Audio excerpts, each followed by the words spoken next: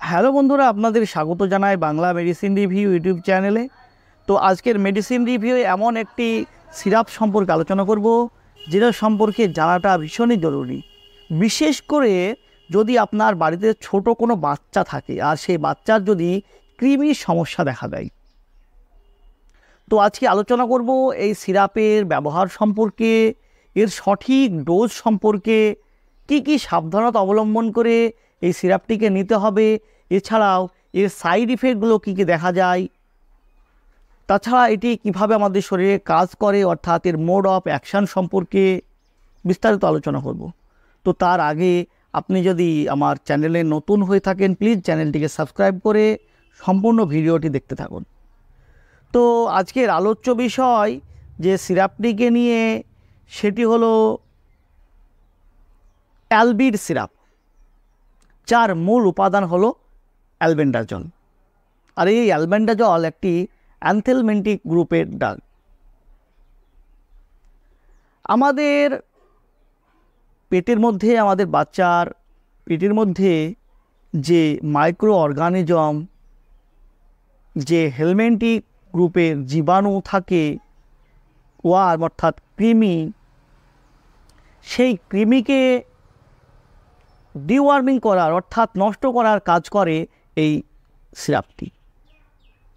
তো আমাদের যে ছোট ছোট বাচ্চারা, তাদের আমাদের যে পারিপার্শ্বিক জিনিস সম্পর্কে প্রপার নলেজ না থাকায় তারা বুঝতে পারে না কোনটা ইউজ করতে হবে, কোনটা ইউজ করা যাবে না, কোনটা খেতে হবে, কোনটা খাওয়া যাবে না, কোনটা ছুঁতে হবে, কোনটা ছোঁয়া যাবে না, এছাড়াও কোনটা ছোঁয়ার পরে হাত ধুতে হবে, এসব প্রপার নলেজ থাকে না।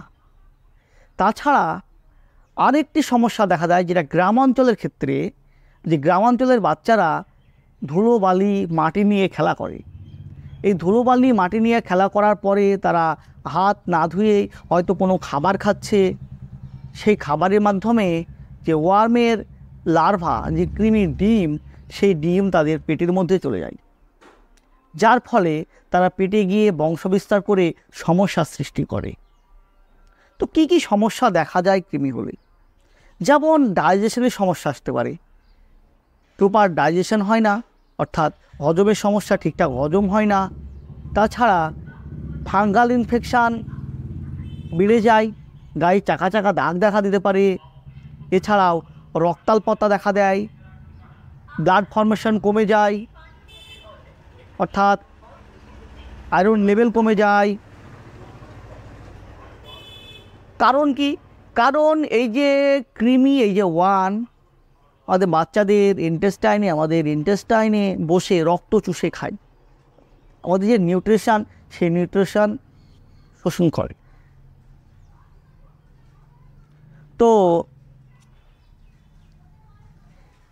কিভাবে কাজ করে এই অ্যালবেন্ডাজল সিরাপ? এর মোড অফ অ্যাকশন সম্পর্কে কিছুটা জানা যাক। তো এই অ্যালবেন্ডাজল একটি অ্যান্টিহেলমেন্টিক গ্রুপের ড্রাগ। এ কী করে, যে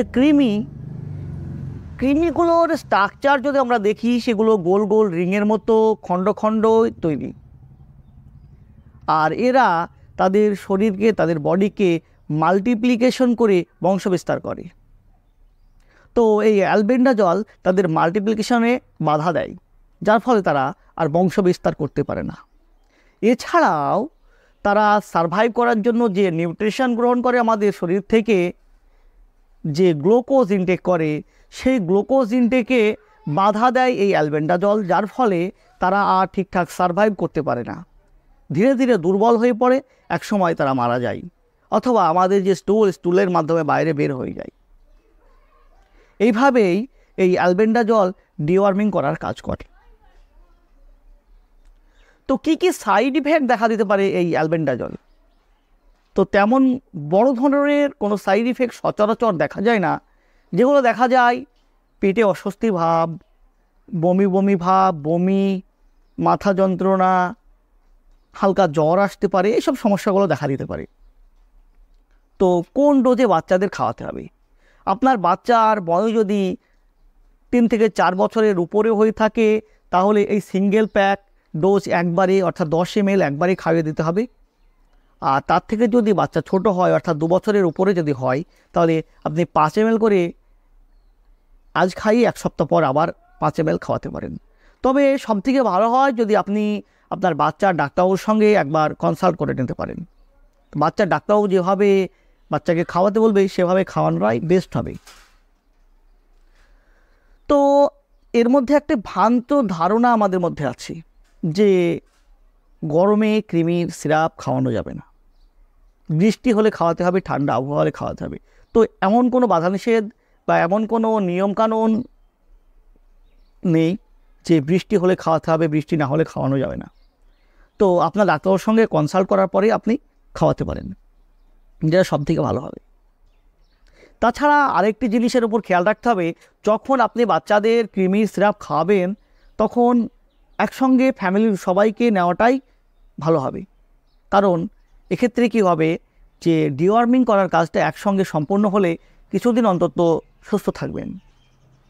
তো বন্ধুরা, এই ছিল অ্যালবেন্ডাজল সিরাপ অর্থাৎ অ্যালবির সিরাপ সম্পর্কে একটি ছোট্ট ভিডিওটি যদি আপনাদের ভালো লাগে থাকে প্লিজ চ্যানেলটিকে সাবস্ক্রাইব করে লাইক দিতে ভুলবেন না।